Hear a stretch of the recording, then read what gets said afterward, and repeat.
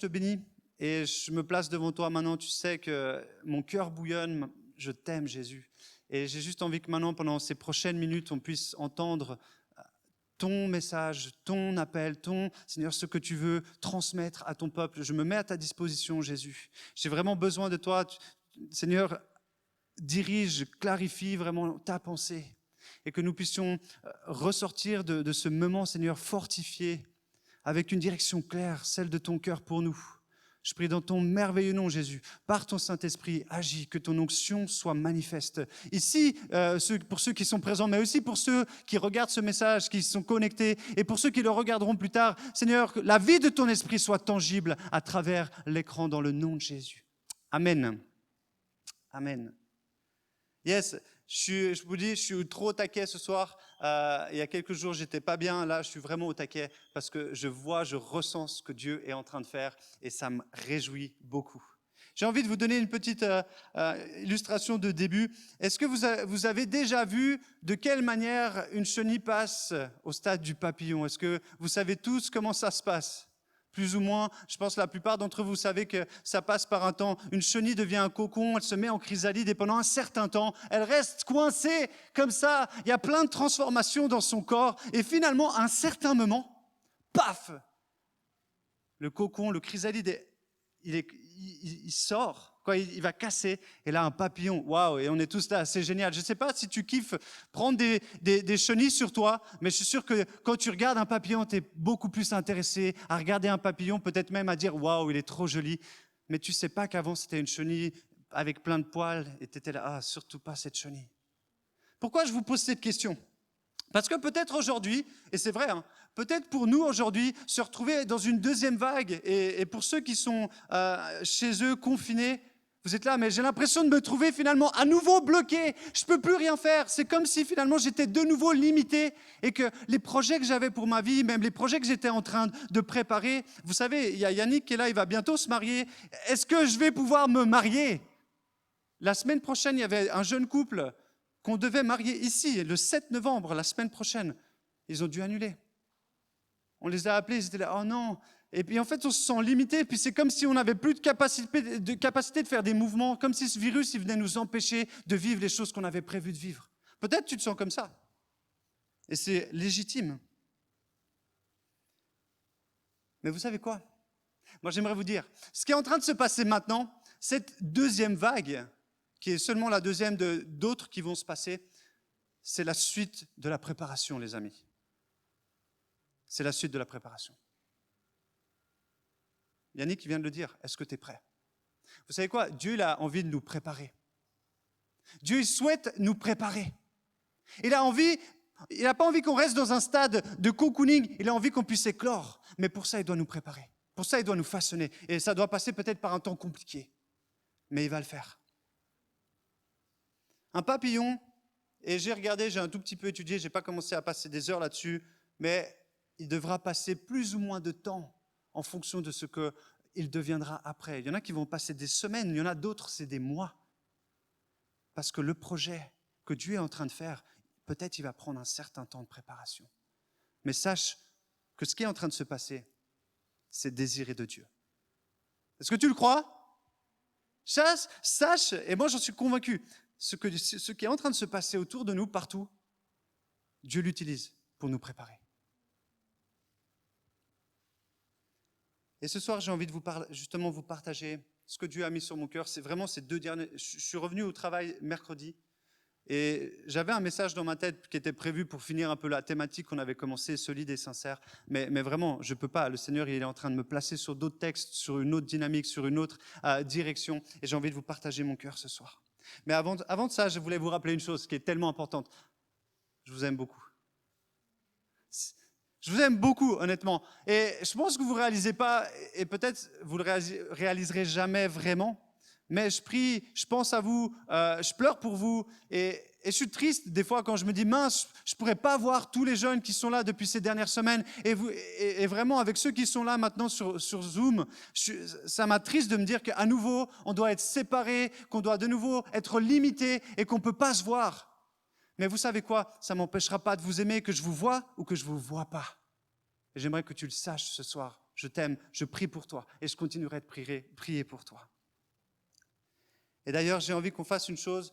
Maintenant, je vais prier, mais j'aimerais que vous puissiez prier avec moi. J'ai envie de prier pour tous ceux justement qui sont pas en quarantaine, mais qui sont en quarantaine et qui sont confinés, mais tous les Français qui viennent souvent ici. Et certains sont connectés maintenant par Zoom. J'ai envie juste de prier pour eux. J'aimerais que vous puissiez prier avec moi. Seigneur, je te remercie et j'ai vraiment.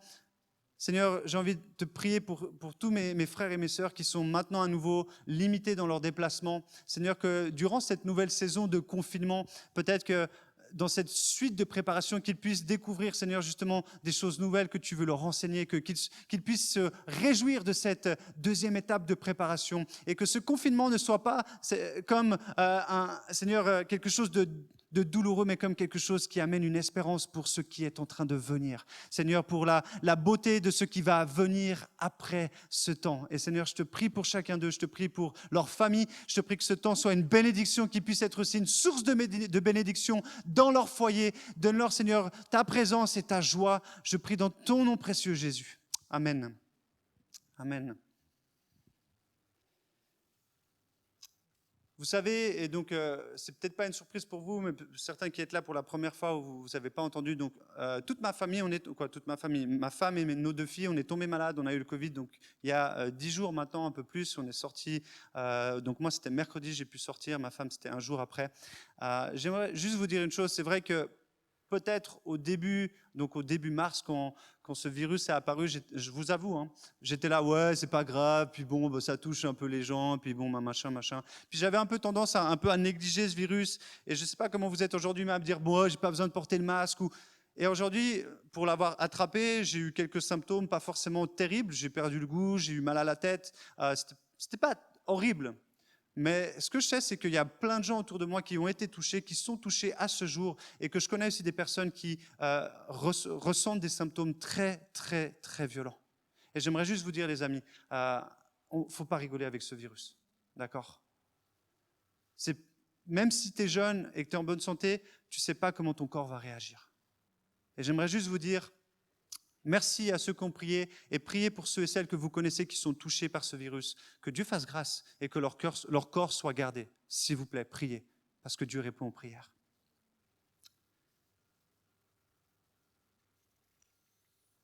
Donc ce soir, je devais, entre guillemets, terminer en fait la série sur solide et sincère. On a partagé sur l'importance d'une saine autorité. On a parlé de la liberté. D'être solide, c'est d'être dans la liberté, dans la grâce de Dieu. C'était Jonas qui était venu nous parler de ça. Vous avez vécu une belle soirée de louange où on a parlé de la sincérité dans notre adoration. Avoir un cœur sincère quand on adore Dieu. Et vous savez quoi? C'est pas grave si tu as un piano, 10 pianos, un full band. Est-ce que ton cœur il est sincère quand tu adores Dieu, quand tu te places devant Dieu?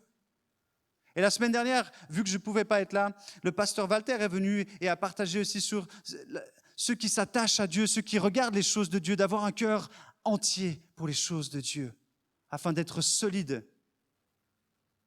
Et ce soir, je devais terminer et je voulais vous parler de l'authenticité. J'avais un texte qui était dans mon cœur depuis justement quelques semaines, d'être les chrétiens authentiques. J'avais même envie de vous parler des chrétiens de contrefaçon. Je voulais prendre un exemple justement d'un faux sac, un sac Vuitton, une imitation et un vrai. Et puis mais comment on peut discerner ce qui est authentique de ce qui est faux? Mais le Seigneur m'a guidé sur d'autres textes et j'ai vraiment envie de vous partager en fait ce soir la pensée que Dieu a déposée sur mon cœur. Et le titre en fait de ce message, si vous voulez un titre, c'est Dieu prépare un reste. Dieu prépare un reste. Et j'ai 2 textes principaux pour ce soir. J'aimerais vous lire donc dans Ésaïe 10, les versets 20 à 23. Vous savez, pour ceux qui me connaissent, que je lis dans la version second 21. Ce jour-là, le reste d'Israël et les rescapés de la famille de Jacob cesseront de s'appuyer sur celui qui les frappait. Ils s'appuieront vraiment sur l'Éternel, le Saint d'Israël. Le reste de Jacob reviendra vers le Dieu puissant. Même si ton peuple Israël était pareil au sable de la mer, un reste seulement reviendra. La destruction est décidée et elle déborde de justice. Et cette destruction qui a été décidée, le Seigneur, l'Éternel, le Maître de l'univers, l'accomplira dans tout le pays. Ésaïe est un des plus grands prophètes de l'Ancien Testament. On connaît aussi Jérémie, mais Ésaïe est un prophète majeur dans la parole de Dieu. Et les prophéties que Dieu va partager à son messager sont d'une extrême importance par rapport au temps qu'on vit maintenant, par rapport au temps qui se sont passés avant. Et dans ce contexte, Ésaïe, en fait, s'adresse au peuple d'Israël, au peuple de Dieu. Et il lui dit, le jugement va arriver parce qu'en fait, ils se sont détournés de Dieu, parce qu'ils ont vécu pour eux, parce qu'ils étaient juste préoccupés de qu'est-ce qui les intéressait. Le cœur de l'homme est toujours préoccupé des choses qui nous intéressent à nous. Et ils se sont détournés, ils ont été idolâtres, ils ne se sont pas préoccupés des choses de Dieu, ils ne se sont pas préoccupés même de leurs frères et de leurs sœurs qui étaient dans le besoin. Et Dieu va envoyer une sanction, Dieu va venir à travers les Assyriens, à travers un peuple, les amener en déportation, les rendre esclaves d'un autre peuple et leur dire, les amis, ça, vous l'avez mérité parce que vous êtes éloignés de moi. Et Ésaïe va dire justement, dans ce temps où il va être pris d'assaut par l'Assyrie, ce peuple très puissant, on est en 700, plus ou moins 740, 730 avant Jésus-Christ, donc c'est pas mal d'années avant que Jésus arrive. Et là, il va dire, vous allez être corrigés les amis, mais vous savez quoi? Il va y avoir un reste. De ce qui va se passer, vous allez être ébranlés. Ça va être compliqué, mais je vais garder un reste pour moi. Je vais, de cette situation compliquée, je vais lever des gens, des hommes et des femmes qui vont s'attacher à moi pour de vrai. Je vais chercher des cœurs, en fait, qui me désirent pleinement.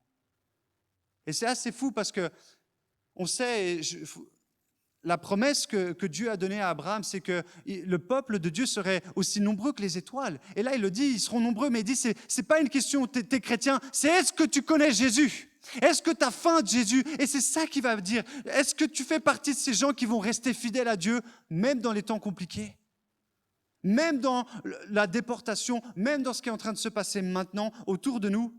On voit la France avec la situation politique, on voit même les élections aux États-Unis, toute la situation mondiale qui est en train de se passer, les amis. Est-ce qu'on reste attaché à Dieu? Et ça, on pourrait retranscrire ce texte à aujourd'hui.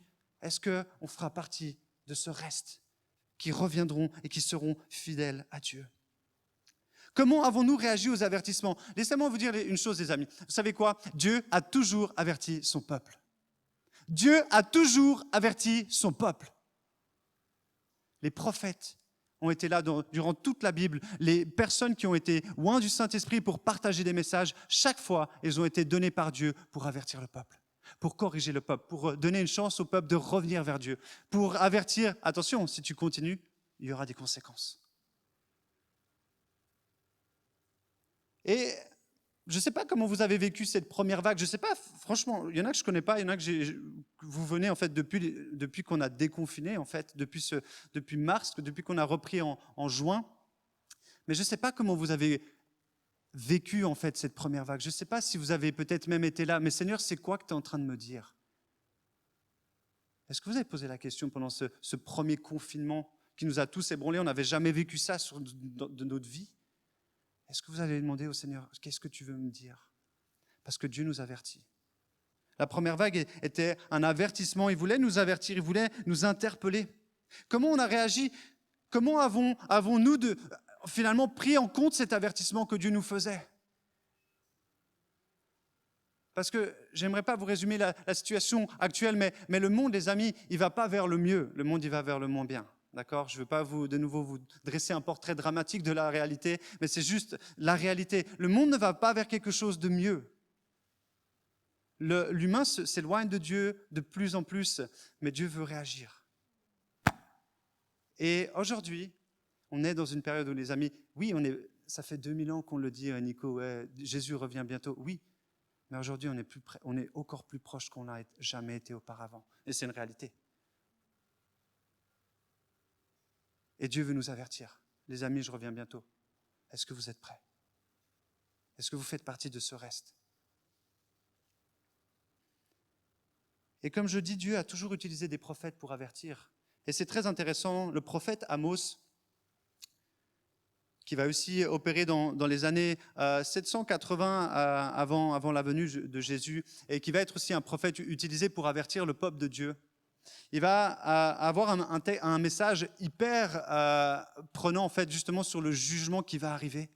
Parce qu'en fait, Amos vit dans la prospérité du peuple de Dieu, dans le nord du royaume d'Israël. Donc on parle de Juda, on parle de Jérusalem, on parle de Samarie.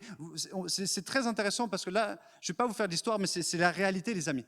Et en fait, le peuple de Dieu vivait la prospérité, mais s'était éloigné de Dieu. Il commençait à être amoureux de l'argent, amoureux finalement de tout ce qui prospérait pour lui, et à se détourner de Dieu. Et là, Dieu va donner un message très, très radical à Amos. Je vais vous le dire dans Amos 8, versets 9 et 12. Je vous dis que des petites parties de ces textes, mais qui sont tellement importants. Ce jour-là, déclare le Seigneur, l'Éternel, je ferai coucher le soleil à midi et j'obscurcirai la terre en plein jour. Je changerai vos fêtes en deuil et tous vos chants en lamentation. Je couvrirai de sacs toutes les tailles et je raserai toutes les têtes. Je mettrai le pays dans le deuil comme pour un fils unique et sa fin sera comme un jour d'amertume. Les jours viennent, déclare le Seigneur, l'Éternel, où j'enverrai la famine dans le pays, non pas la faim du pain et la soif de l'eau, mais la faim et la soif d'entendre les paroles de l'Éternel. Ils erreront alors d'une mer à l'autre, du nord à l'est. Ils iront çà et là pour chercher la parole de l'Éternel, mais ils ne la trouveront pas. Vous savez à quel moment Amos va écrire ce texte? C'est plus ou moins 30 ans avant que l'Assyrie vienne assiéger le pays du Nord. Donc en fait, là, je suis en train de vous dire, c'est le peuple de Dieu, il est en train de s'éloigner. Le peuple de Dieu, il a toujours, je ne sais pas pourquoi, on est comme ça, on veut toujours s'éloigner de Dieu, et Dieu nous avertit, et nous réavertit, et nous réavertit. Et là, en fait, dans ce contexte du prophète Amos, le peuple de Dieu, c'est juste, je vous encourage à lire le prophète Amos. C'est un petit prophète, c'est quelques chapitres, et ça vous montre la manière dont, en fait, les enfants de Dieu, le peuple d'Israël, va s'intéresser seulement à sa propre prospérité.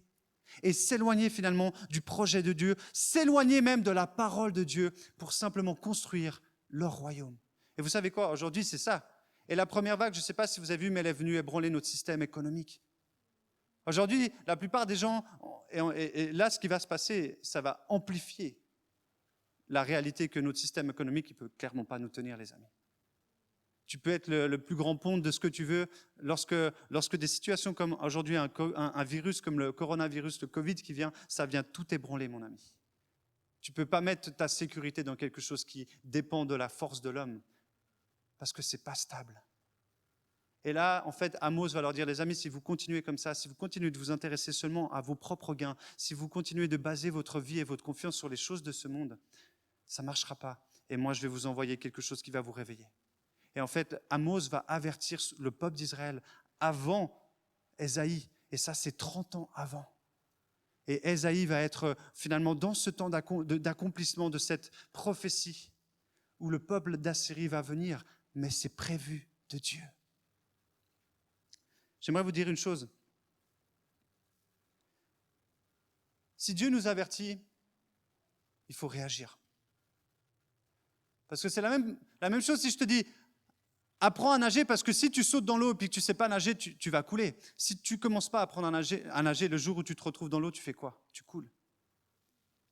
Si Dieu maintenant nous avertit, les amis, on est dans la fin des temps, les temps qui vont arriver, je vous le dis, ça va être de plus en plus dur. Mais je suis là j'ai envie de vous préparer. Est-ce que vous voulez répondre à mon avertissement? Est-ce que vous voulez réagir? Aujourd'hui, vous savez quoi? Vous avez le choix, les amis. On a le choix, ceux qui nous regardent, est-ce qu'on va réagir?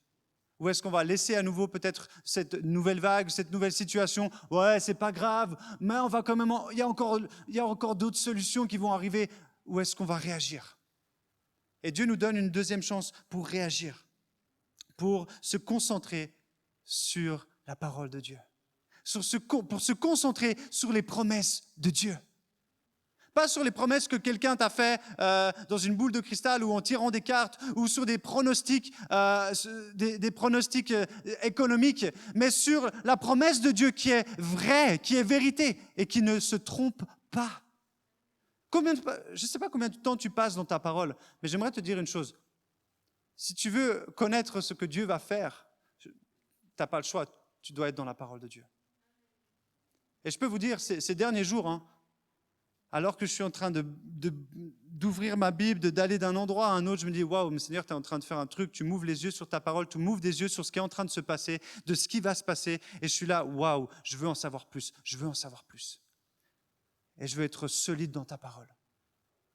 Si tu veux tenir ferme pour ce qui va arriver, tu sais quoi? Tu dois être solide dans ta parole. Et ce que Dieu vient créer là maintenant, les amis, c'est une famine.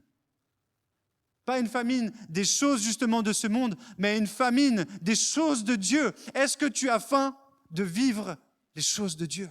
C'est ce que Dieu vient nous interpeller en fait. Et là, si on doit passer par une deuxième vague, si on doit passer par un deuxième peut-être temps de confinement et un temps un peu particulier, c'est parce que Dieu l'a dit, hey, j'ai commencé une préparation, tu es encore dans le cocon, mais je pense que tu n'as pas compris ce que je veux faire. Et j'aimerais t'interpeller parce que je veux te donner une deuxième chance. Parce que le jour où je reviens, est-ce que tu seras prêt? Parce que le jour où l'ennemi viendra, et il viendra tout défoncer, il viendra tout enlever, le diable veut te détruire. Est-ce que tu pourras résister? Les amis, c'est ça qui se passe. Et je suis vraiment sincère avec vous.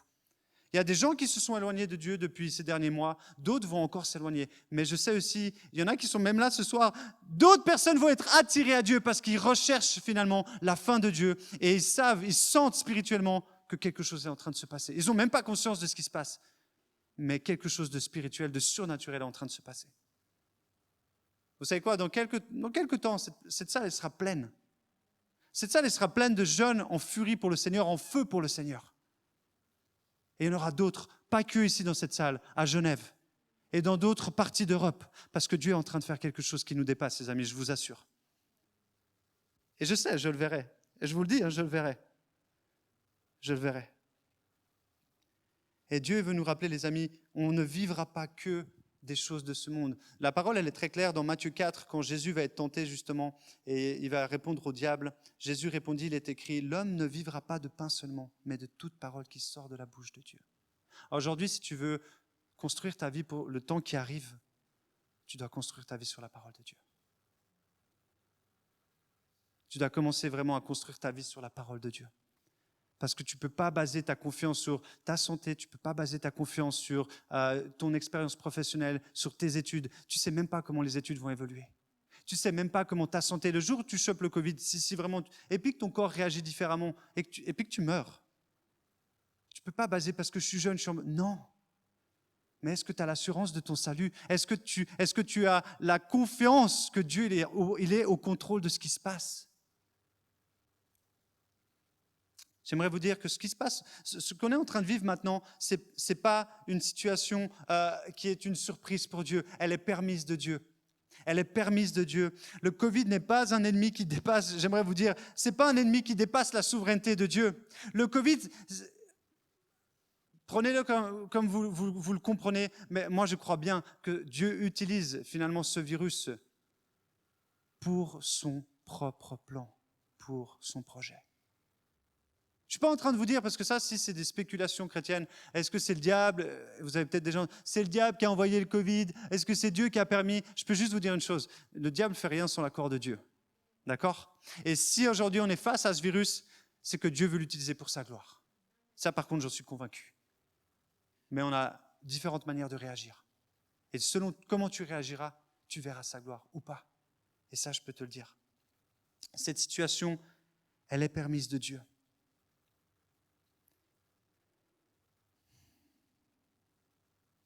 Si ce virus continue de sévir aujourd'hui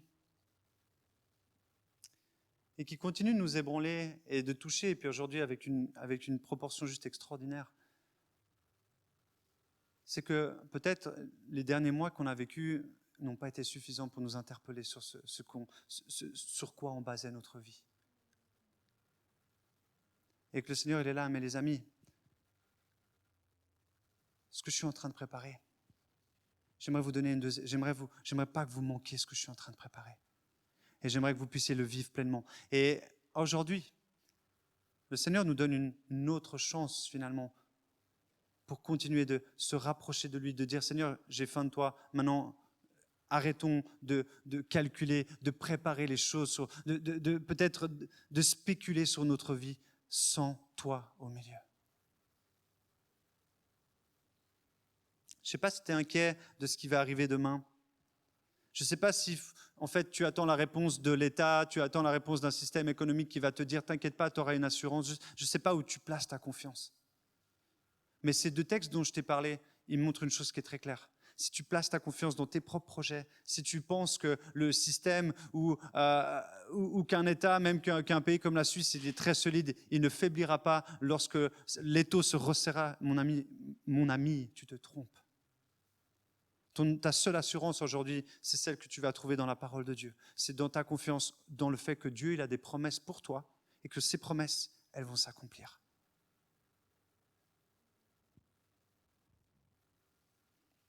Dieu veut préparer un reste. Et j'aimerais relire ces versets. Ce jour-là, le reste d'Israël et les rescapés de la famille de Jacob cesseront de s'appuyer sur celui qui les frappait. Ils s'appuieront vraiment sur l'Éternel, le Saint d'Israël. Le reste de Jacob reviendra vers le Dieu puissant. Même si ton peuple, Israël, était pareil au sable de la mer, un reste seulement reviendra. Je n'ai pas envie de vous faire peur, mais je crois de tout mon cœur que les temps devant lesquels on arrive, autant ils vont être glorieux, autant ils vont être aussi difficiles. Mais ce que je sais, c'est que pas tout le monde vivra la gloire de Dieu dans ces prochains temps. Il y aura seulement un reste. Et vous pouvez aller commencer à étudier, parce que c'est les passages d'Ésaïe 10 où il va commencer à parler de ce reste que Dieu veut tirer finalement de ce peuple élu, de ses enfants. C'est qu'une partie. C'est qu'une partie. Mais Dieu veut que tu fasses partie de ce reste. Et moi, j'ai envie de faire partie de ce reste. Et je sais une chose, je ferai partie de ce reste. On peut faire face à ce virus et aux conséquences de celui-ci en cherchant un refuge auprès des hommes, auprès des systèmes de ce monde. Mais j'ai envie de vous dire, ça sera sans grands espoirs. Ou au contraire, on peut justement décider de chercher notre refuge et notre espérance dans la promesse de Dieu, dans la parole de Dieu, dans la sécurité que ce que Dieu a accompli est terminé. Et il a déjà la fin dans ses mains. Mais est-ce que ton avenir, elle est placée entre les mains de Dieu? Les promesses de Dieu sont oui et amen et elles s'accompliront. Et ceux et celles qui cherchent Dieu, ceux et celles qui ont faim de rencontrer Dieu, vous savez quoi? Vous allez le rencontrer d'une manière extraordinaire. Je vous avertis une chose. Dans la parole, c'est aussi marqué que dans les derniers temps, Dieu répandra son esprit sur les personnes âgées, sur les jeunes. Que la dernière pluie, on parle, c'est toutes des choses qui sont réelles, les amis. Il y a eu des réveils spirituels, mais que là, on attend en fait ce dernier réveil. Dieu prépare ce dernier réveil. Dieu prépare en fait une onction nouvelle qui va arriver, mais seulement quelques-uns pourront la vivre. Et ces personnes-là, vous savez quoi? Et j'aimerais terminer avec ça. Ces personnes-là deviendront finalement les torches, le feu qui va propager le projet de Dieu sur toute la terre. Avant que Dieu revienne, il veut répandre son esprit. Il a envie qu'une multitude de personnes viennent à le connaître et découvrent la vie de Christ. Vous savez que c'est ça son projet. Il veut que tous parviennent à connaître Jésus-Christ. Je ne sais pas si vous réalisez notre mission, c'est que le plus grand nombre puisse venir à Christ. Et pour ça, il a besoin d'avoir des récipients qui sont vides pour qu'il puisse les remplir de son feu et que le feu puisse se propager. Et maintenant, la responsabilité que j'aimerais vous donner ce soir, et c'est cette illustration avec laquelle j'aimerais terminer. Le Seigneur, alors que j'étais en train de mettre mes pensées sur papier, c'est encore tout bouillonnant dans mon cœur, les amis. Mais il m'a juste mis une grande forêt, en fait, qui était... Je pouvais voir une grande forêt. Et il m'a dit, mais Nico, si tu voulais enflammer cette forêt, tu le ferais comment? Et puis, il m'a dit, si tu allumes juste à un endroit, le feu, il va se propager.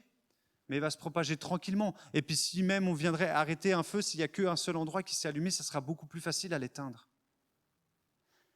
Mais le Seigneur m'a dit, Nico, j'ai envie d'enflammer partout. J'ai envie qu'il y ait des foyers dans tous les endroits. Et c'est comme si je voyais vraiment un espace énorme de forêt. Et là, d'un coup, il y avait du feu qui s'allumait dans tous les endroits et que ce feu allait et se répandait partout.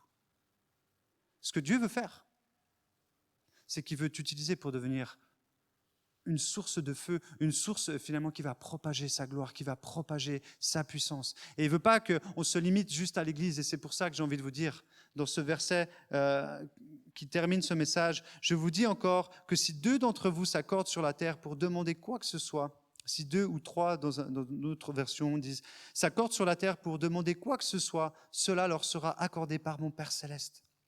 En effet, là où 2 ou 3 sont rassemblés en mon nom, je suis au milieu d'eux. » On va entrer dans un temps, pour les prochaines semaines, mois, peut-être même années, où vous savez quoi, on va devoir vivre l'Église différemment. On va encore se retrouver, on va se retrouver peut-être différemment. Vous avez vu, on n'a même plus vraiment... Là, on est pour la première fois, on n'a même pas le droit de chanter. Mais tu sais quoi, tu as le droit de prendre du temps avec tes amis, tu as le droit de prendre du temps avec Dieu et tu as le droit de commencer justement à aller creuser la parole et à prier et à invoquer le nom de Dieu. Et là où tu vas te trouver, et moi c'est ça que j'ai envie de vous encourager ce soir. Mets-toi, je vois des groupes de jeunes, des jeunes filles, mettez-vous en petits groupes de 2, de 3, de 4 et commencez à lire la parole ensemble dans la semaine. Vous êtes confinés en France, vous avez chez vous, mais vous pouvez utiliser Skype, Zoom, et puis prenez des temps ensemble, lisez la parole ensemble, priez ensemble, confessez vos péchés, laissez Dieu préparer. Et au moment où l'Esprit viendra, vous savez quoi, vous serez prêts. Et alors là, le feu va s'embraser, les amis, et je vous promets, on va vivre quelque chose qui va nous dépasser. On va vivre quelque chose qui va nous dépasser. J'aimerais qu'on ferme les yeux. Seigneur, de tout mon cœur, je crois que Seigneur, je suis tellement excité. Et je prie juste que tu mettes cette excitation dans le cœur de mes frères et de mes sœurs, Jésus. Peut-être, moi, je la sens, mais j'aimerais qu'ils puissent la vivre, Seigneur, qu'ils puissent aspirer. Seigneur, tu nous as avertis, tu nous as avertis encore maintenant. Les temps difficiles arrivent, Seigneur, mais toi, tu prépares, Seigneur, un reste, tu prépares un reste de jeunes hommes, de jeunes femmes, de plus âgés qui auront faim et soif de toi. Et tu veux les préparer pour qu'au moment, Seigneur, où tu enverras, Seigneur, cette onction, cette dernière pluie, ça puisse se répandre, Seigneur, ici, là, partout, Seigneur, Genève et Vaud et la France voisine et les pays d'Europe, Seigneur, jusqu'avant que tu reviennes, Seigneur, que la gloire de ton nom puisse se répandre. Et je prie, Seigneur, et ce soir, ma prière, c'est que nous puissions dire, Seigneur, moi, je veux faire partie de ce reste. Et si c'est ton désir, même si tu es en train de regarder Zoom ou je ne sais pas quoi, si tu as envie de dire, Seigneur, moi j'ai envie de faire partie de ce reste, j'ai envie d'être de ceux qui sont affamés et qui ne manqueront pas d'être enflammés le moment où Dieu viendra, le moment où il déversera son esprit, j'aimerais faire partie de ce reste. Lève la main où tu es, juste montre au Seigneur, moi je veux faire partie de ce reste. Seigneur, je prie vraiment pour ces jeunes hommes, ces jeunes femmes qui sont là, ceux et celles qui sont connectés, ceux et celles qui regarderont ce message. Que tu fasses naître en nous, Seigneur, une faim spirituelle comme nous n'avons jamais connue. Et que nous puissions justement être ceux et celles qui feront partie de ce reste, de ceux et celles qui vont s'attacher au Dieu puissant, à l'Éternel. Et que tu puisses animer nos cœurs et que tu puisses nous lier les uns avec les autres entre frères et sœurs et que nous puissions invoquer ton nom lorsque nous sommes 2 ou 3 et que nous verrons ta gloire se répandre jusqu'au jour où tu reviendras pour nous reprendre. Dans le nom de Jésus, j'ai prié. Amen.